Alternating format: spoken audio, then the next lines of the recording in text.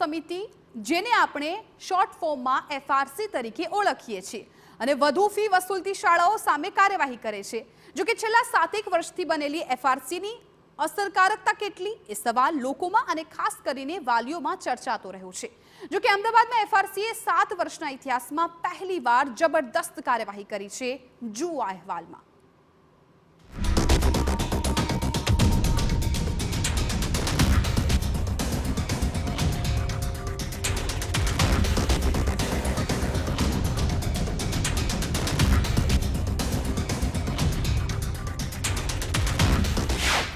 Fee નિયમન કમિટીની ચાબુક, નામાંકિત શાળાઓ પર કાર્યવાહી, નિયમો વિરુદ્ધ ફી વસૂલી તો અમદાવાદના સેટેલાઇટ વિસ્તારમાં આવેલ વિદ્યાનગર હાઈસ્કૂલ કે જેનું ગુજરાતી મીડિયમ અને અંગ્રેજી મીડિયમ બંને શાળાઓ જે છે એને 1 લાખ રૂપિયાનો દંડ કરવામાં આવ્યો છે, કારણ કે નિયત કરેલી ફી કરતાં વધુ ફી આ શાળા વસૂલતી હતી।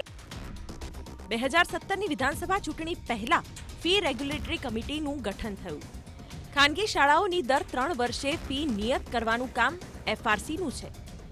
જો કે 7 વર્ષે એફઆરસીએ કોઈક નોંધનીય કામગીરી કરી છે અને અમદાવાદ ઝોનમાં તો પહેલીવાર ફી ઘટાડો કરાયો છે।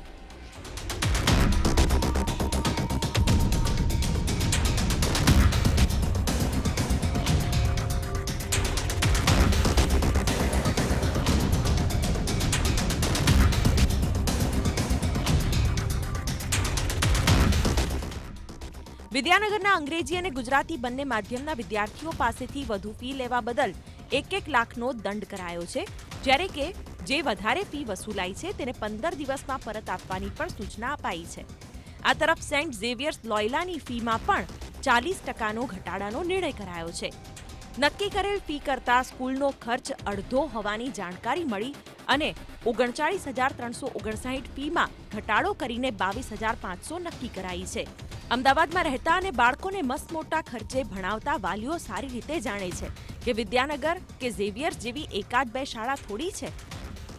એફઆરસી કમિટીએ ઘણી બધી સ્કૂલોને 10% પણ વધારો આપ્યો, 15% પણ વધારો આપ્યો, એટલે વાલીઓને તો એક રીતે જોવા જઈએ તો એની અંદર નુકસાન જ છે। એફઆરસી કમિટીએ કરેલા ઓર્ડરનું પાલન ડીઓએ કરાવવાનું હોય છે, એવું એફઆરસી કમિટીનું કહેવું છે કે ડીઓને આદેશ કરે છે અને ડીઓ એનું ઇમ્પ્લિમેશન કરાવે છે।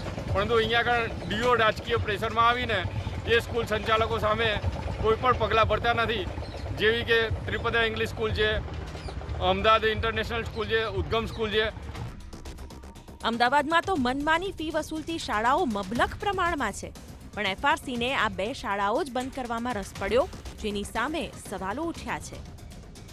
ખરેખર એફઆરસીનું કામ છે દાખલારૂપ કામગીરી કરવાની, એની બદલે દેખાવ પ્રમાણે કામગીરી કરી રહી છે અને 2 શાળાઓ સામે એમને દેખાવ પૂરતી કામગીરી કરી છે। હજારો વિદ્યાર્થી વાલીઓ લૂંટાઈ રહ્યા હોય, બેફામ ફીનો ભોગ બનતા હોય, ત્યારે હકીકતમાં સ્તર ઉપરની તમામ પ્રકારની પરિસ્થિતિની ચકાસણી થવી જોઈએ, એમને આપેલા હિસાબની સામે વાસ્તવિક ખર્ચની ચકાસણી થવી જોઈએ અને વાસ્તવિક રીતે અહીંયાના કામ કરતા ટીચરોને એટલો પગાર આપવામાં આવે છે કે નહીં, એમને દેખાયેલા ખર્ચા સાચા છે કોના, એનું થર્ડ પાર્ટી ઇન્સ્પેક્શન થવું જોઈએ, ઓડિટ થવું જોઈએ। ઓડિટ રિપોર્ટથી સંતોષ માનીને કામગીરી કરતી ફી નિયમન સમિતિ અચાનક જાગી અને ભાગી, આમ તો સારું જ છે અને નિયમો પ્રમાણે તો સાચું એ જ છે। જો કોઈ ઇન્સ્ટિટ્યૂટ કોઈક એક્સ્ટ્રાઓર્ડિનરી ખર્ચો કરે તો તે ખર્ચાને પણ કન્સિડર કરી અને ફી નિયત કરવામાં આવે છે। આ નિયત કરેલી ફીમાં બધી જ ફી ઇન્ક્લુડેડ હોય છે, એટલે કોઈ પણ શાળા કોલેજ આ નિયત કરેલી ફી સિવાય કોઈ પણ જુદા નામે development fee, sports fee, swimming fee એવી કોઈ પણ ફી લઈ શકતી નથી અને જે ટ્યુશન ફી જે આ નક્કી કરેલી છે તે જ ફાઇનલ ફી ગણાય છે। નિયત ફીમાં મન ફાવે એવા વધારા કરવામાં ખાનગી શાળાઓ માહેર છે, પણ તટસ્થ કામગીરી થાય તો જ ખરું। છેલ્લા કેટલાય સમયથી સુષુપ્ત અવસ્થામાં રહેલી એફઆરસીએ અમદાવાદમાં પહેલીવાર કામગીરી કરી। અમદાવાદ ઝોનના એફઆરસી કોઓર્ડિનેટરે પણ આ વાત સ્વીકારી, જો કે કંઈક આ રીતે। ઘટાડા બાબતમાં અને આટલા મોટા ઘટાડા બાબતની કોઈ ઘટના હજુ સુધી અમારા ધ્યાનમાં નથી, બરાબર।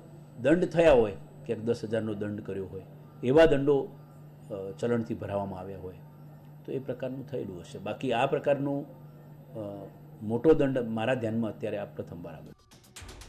એટલે કે આ તો ક્યાંક આળ પંપાળ ને ક્યાંક અક્કડ વલણ, આવો સીન અમદાવાદ એફઆરસીનો છે.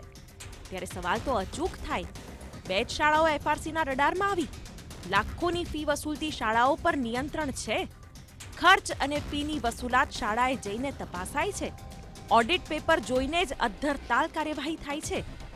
કાર્યવાહીમાં પણ મિલીભગતના અણસાર વર્તાય છે, કારણ કે 12 વર્ષે બાવો બોલે એવી તર્જ પર ફી નિયમન સમિતિ કામ કરે તો અધધ ફી ભરતા વાલીઓની ફિકર તો થવાની જ ને. શાળાઓની ફી નિર્ધારિત કરતી કમિટી માત્ર ઓડિટના આધારે જ શાળાઓની ફી નક્કી કરતી હોવાને કારણે અનેક વાર એની સામે પ્રશ્નો થયા છે.